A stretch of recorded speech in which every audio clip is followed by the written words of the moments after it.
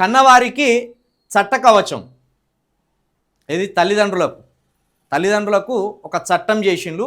ఆ చట్టాన్ని ఒక కవచంగా కూడా వాళ్ళకు అందించబోతున్నట్టు నిన్న రేవంత్ రెడ్డి గారు కాంగ్రెస్ సభ్యులు కూడా తెలపడం జరిగింది. తల్లిదండ్రుల సంరక్షణ బిల్లు ఆమోదం పొందిన తర్వాత సీఎం రేవంత్ రెడ్డిని సన్మానించిన మంత్రి అడ్లూరి లక్ష్మణ్. ఈ అడ్లూరి లక్ష్మణ్ అన్న చూస్తే నాకు విచిత్రం అనిపిస్తుంది. అసలు రేవంత్ రెడ్డి పక్కన నిలబడితేనే యేసు ప్రభు పక్కన నిలబడ్డట్టు, లేకపోతే మన వెంకటేశ్వర స్వామి పక్కన నిలబడ్డట్టు ముఖం అంతా వెలిగిపోతుంది. ఆయనది ఏందో అర్థం కాదు. కొంచెం మీ మీ హావభావాలను మార్చుకోండి అడ్లూరి లక్ష్మణ్ గారు.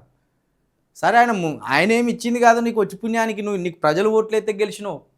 నేను చాలా సందర్భాల్లో గమనిస్తాను మీరు ఎందుకు ఇంత ఇట్లా ఇప్పుడు చూడు, రేవంత్ రెడ్డి గారు ఇట్లా రొమ్ము విరుచుకొని నిలబడ్డారు. మీకు ఎందుకు నిలబడలేకపోతాను ఇట్లా? మీరు సహజంగా మీరు ఎందుకు నిలబడలేకపోతాను?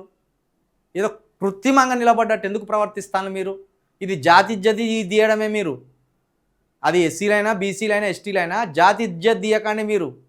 ఏదో మీరు బానిసల టైపున వాళ్ళు మంత్రి పదవులు ఇస్తే అబ్బాయి మహాభిక్ష అన్నట్టు మీరు ఎట్టి పరిస్థితులు అట్లా భావించొద్దు. ఇంత హైట్ ఉంటావు, ఇంత పర్సనాలిటీ ఉంటావు, చిన్నపిల్ల లెక్క వంగి ఉంటావు, మంత్రివయ్యా నువ్వు మంత్రి. పైగా 40 లక్షల మంది ఉన్న మాదిగ జాతిలో ఉన్నోనివి నువ్వు. నిన్ను ఎవరేమన్నా అంటే సీమను నలిపి పడేసినట్టు నలిపి పడేయాలి, అట్టు ఉండాలి నువ్వు. ఈ వంగి దండాలేందో ఏందో అర్థం కాదు. తల్లిదండ్రుల సంరక్షణ బిల్లుకు అసెంబ్లీ ఏకగ్రీవ ఆమోదం. వృద్ధ తల్లిదండ్రుల సమస్యలపై సీఎం భావోద్వేగ ప్రసంగం. శ్రవణ కుమారుడు రెహమాన్ సంఘనీయ విషాద గాథల ప్రస్తావన. తల్లిదండ్రుల పట్ల భక్తి లేని వారికి భయం కలిగించేందుకే ఈ చట్టం. కన్నవారిని నిర్లక్ష్యం చేసే కొడుకులను బహిష్కరించాలి సీఎం. ఫిర్యాదులపై చర్యలకు చట్ట పరిధిలో ప్రత్యేక యంత్రాంగం.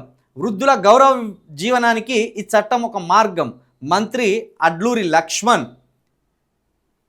ఈ మంచి చట్టం చేసిండు. ఎందుకంటే తల్లిదండ్రులు కని పెంచి ఆస్తులు ఇచ్చి అన్నీ ఇచ్చినా కూడా వృద్ధాప్యం వచ్చే వరకు తల్లిదండ్రులను పట్టించుకోకుండా ఇంట్లోకి వెళ్ళి గెంటెత్తారు.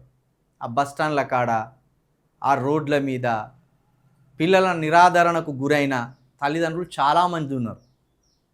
కోట్ల ఆస్తులు ఇచ్చి కూడా అనాథాశ్రమంలో బతుకుతున్న తల్లిదండ్రులు ఉన్నారు.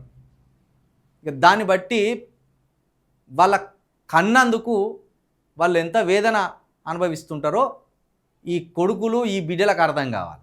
అందుకే ఇప్పుడు ఈ చట్టం ద్వారా తల్లిదండ్రులకు మంచి జరగాలని కోరుకుందాం. మీ కొడుకు మంత్రే కదా, ఒక ఆయన ప్రజాప్రతినిధిగా చాలా పైకి ఎదిగిండు. ఆయన తండ్రికి క్యాన్సర్ వస్తే అప్పుడు ఆయన మంత్రిగా ఉండి తండ్రిని కనీసం పట్టించుకోలే. తండ్రిని బజార్కు తీసుకెళ్ళి పండ్లు కూడా కొనివ్వలేని పరిస్థితి ఆయనది. ఇంట్లో తిండి పెట్టక భార్య భయానికి తండ్రి యోగక్షేమాలు కూడా తెలుసుకోలేని పరిస్థితి. పాపం ఆ పెద్ద ఆయన నడుచుకుంటూ వెళ్ళి పళ్ళు ఫలాలు తెచ్చుకొని ఆయన జీవితం ఆయన గడిపిండు. ఒకరోజు ఆయన రోడ్డు పక్క నుంచి నడుచుకుంటూ వెళ్తుంటే నేను పలకరించిన, మీ కొడుకు మంత్రే కదా, నీకెందుకు తిప్పలు అని అడిగిన.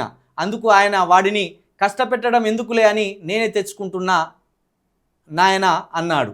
ఇటీవల ఆ పెద్ద మనిషి చనిపోతే మన నాయకులంతా వెళ్ళి ఆ మాజీ మంత్రిని పరామర్శించి వచ్చారు. కానీ ఆయన తండ్రి పట్ల ప్రవర్తించే తీరు చాలామందికి తెలియదు. గొప్ప గొప్ప పదవుల్లో ఉండి తల్లిదండ్రులను పట్టించుకొని ప్రజాప్రతినిధులు సమాజంలో చాలామంది ఉన్నారు. అందుకే ప్రభుత్వ ప్రైవేట్ ఉద్యోగులనే కాకుండా ప్రజాప్రతినిధులను కూడా ఈ చట్టం పరిధిలోకి తీసుకొచ్చాం.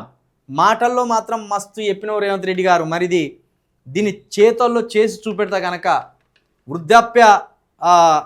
వృద్ధాప్యంలో ఉన్న తల్లిదండ్రులకు చాలా మంచి చేసినట్టు అవుతారు. ఈ మంత్రి ఎవడు ఇంతకు?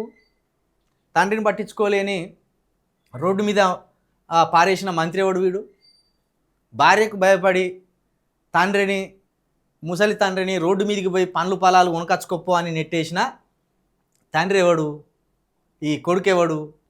మంత్రిగా ఉండి తండ్రిని పట్టించుకోనుడేవాడా వీడు? గంత పిల్లానికి భయపడ్డా? ఆడే పుట్టుడే పిల్లలతో పుట్టినావు ఏంది నువ్వు? ఎవడు వీడు అసలు? మరి గుర్తుకథలో మొన్ననే చనిపోయిందట ఈ పెద్ద మనిషి మొన్ననే చనిపోయిందట పాపం. వాళ్ళ నాయన కూడా ప్రజాప్రతినిధిగానే ఉండేనట. ఆయన తండ్రికి క్యాన్సర్ వస్తే మాత్రం తండ్రికి క్యాన్సర్ వచ్చిన సమయంలో మంత్రిగా ఉన్నాడట ఈయన.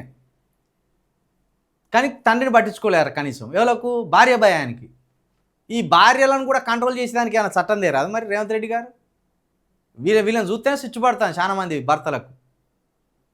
పుసుకున్న భార్యను ఏమన్నా అంటామంటే ఒక్కొక్కరికి గజ గజ గజ గజ వణికిపోతాను.